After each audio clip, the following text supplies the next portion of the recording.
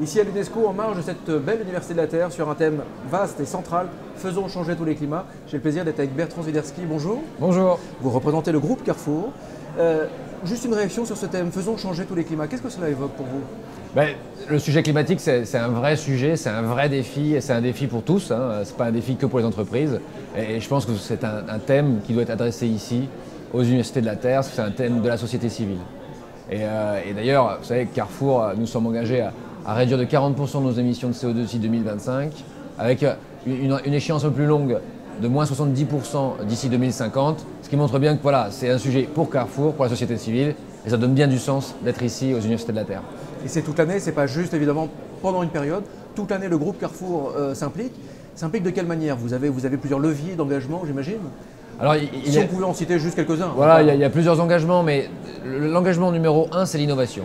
Voilà, nous devons réduire la consommation d'énergie de nos magasins, nous devons la baisser. Nous devons réduire les émissions de CO2 liées au transport, réduire les émissions de CO2 liées à la production de froid dans nos magasins. Et tout ça, ça passe par l'innovation. Donc, vous voyez, par exemple, on a fait un salon de l'innovation pour essayer de trouver les nouvelles solutions. On ne les a pas encore, et il faut les créer. Et c'est aussi ce qui est enthousiasmant dans le sujet climatique, c'est qu'il faut trouver de nouvelles solutions pour arriver à un magasin autonome en énergie.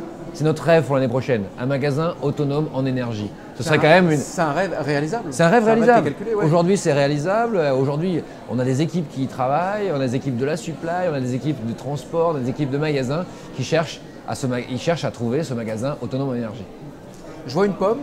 Oui. C'est l'innovation aussi. C'est un sujet important parce que on parle beaucoup de l'énergie, de la dépendance énergétique, du solaire. Dans la table ronde dans laquelle je participais, c'était beaucoup lié au prix du carbone. Ouais. Donc nous, on est assez moteur sur la notion d'un prix interne du carbone de manière volontaire. Mais je pense qu'on oublie un petit peu le débat sur l'alimentation. 21% des émissions de CO2 sont liées à l'alimentation. Et vous voyez, il y a des choses qui sont assez aussi enthousiasmantes. Le client, il est très sensible à ce que l'on va apporter, par exemple, de manière agroécologique.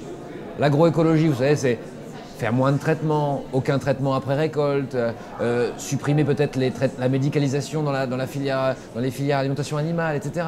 Tout ça, le client, si on lui explique, il y est très sensible. Et en même temps, ce sont de bonnes solutions pour le climat. Donc vous voyez, nos pommes, issues de l'agroécologie, c'est Alexandre Pro qui les produit à 40 km d'ici, il en est très fier.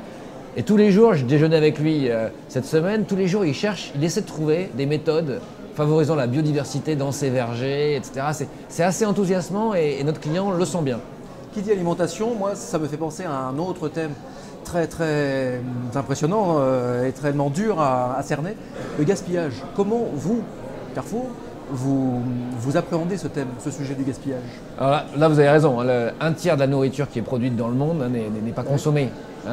Et on dit même que si le gaspillage alimentaire était un continent, un pays, ce serait le 3e pays émetteur de CO2. Donc vous voyez bien qu'agir aujourd'hui sur le gaspillage alimentaire ou contre le gaspillage alimentaire, c'est limiter les émissions de CO2. Donc je vous donne des choses très très simples. Nous, déjà dans nos opérations, on y travaille, on essaie d'aller plus loin, etc. Mais surtout, on essaie de travailler dans les filières. Donc par exemple, vous voyez, on se pose la question de la banane. Sur 1000 bananes dans un arbre, seulement 747 sont mangées par nos clients. Comment on peut faire pour augmenter ce ratio? Moins perdre de bananes.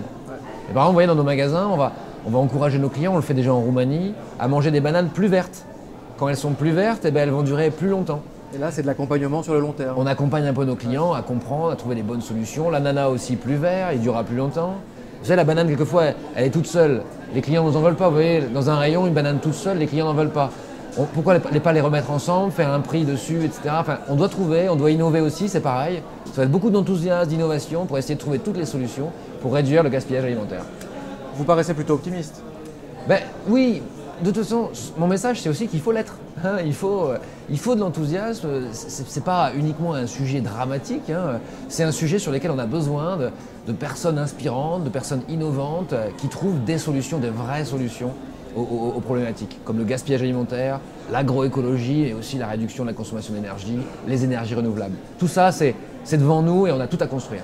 Et du coup, et c'est mon dernier point, il faut des événements comme cette Université de la Terre, que vous accompagnez depuis longtemps, des événements qui justement montrent les solutions en action, font confronter toute une série de personnalités inspirantes. L'Université de la Terre, pour nous, c'est un vrai dialogue avec la société civile. Là, voilà, on peut dialoguer. Oui, j'ai eu plein de monde est venu me poser des questions. Oui, c'est une source d'inspiration, d'innovation, mais aussi de se confronter peut-être à-t-on fait les bons choix. Est-ce qu'on est vraiment sur les bonnes thématiques? Dans notre jargon, on appelle ça la matérialité. Mais sommes-nous sur les bonnes thématiques, les thématiques qui sont porteuses et qui trouveront des solutions pour demain? Merci beaucoup Bertrand Swiderski. Merci beaucoup.